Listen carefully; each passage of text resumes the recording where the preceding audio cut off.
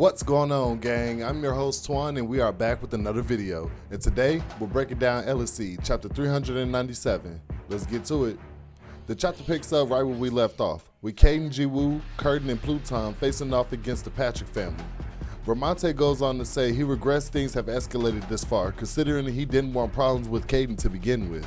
But let's be honest, we seen this coming. In fact, it wouldn't be Caden and JIWOO if they didn't get it back in blood. But that's when Jurian cuts him off, taking full accountability for his actions. But Caden tells him the apology is meaningless unless he gives it to Jisuk, which enrages Jurian even more as we visually see the disdain on his face. But he swallows his pride and tells him he will apologize to Jisuk and compensate for his actions.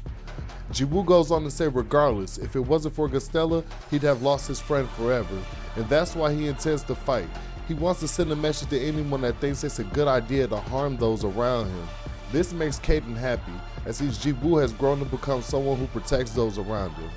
But with that being said, the stage is finally set.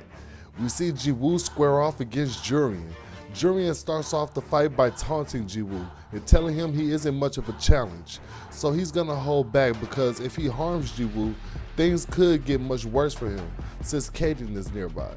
The taunts seem to work as this enrages JIWOO, who tells Jurian no, give it his all, because in return he will do the same. But we all know this is exactly what Jurian wants, because if JIWOO is fighting to kill, that gives Jurian reason to do the same, meaning he won't bear any blame if JIWOO dies during the battle. Both fighters begin to flare their massive aura, with JIWOO being cloaked in lightning and Jurian being immersed in his shadows.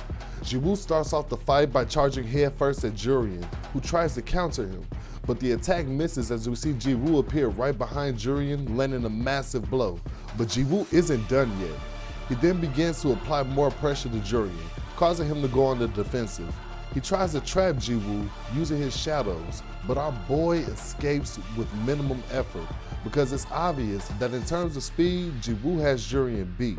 JIWOO then activates his max speed and pairs it with zero impact and sends Jurian flying through the arena, seemingly defeating him. We then hear Jurian's voice tell JIWOO he's grown stronger as he emerges from his shadows. We then get the revelations that JIWOO was fighting his clone the whole time while the real Jurian hid in his shadows.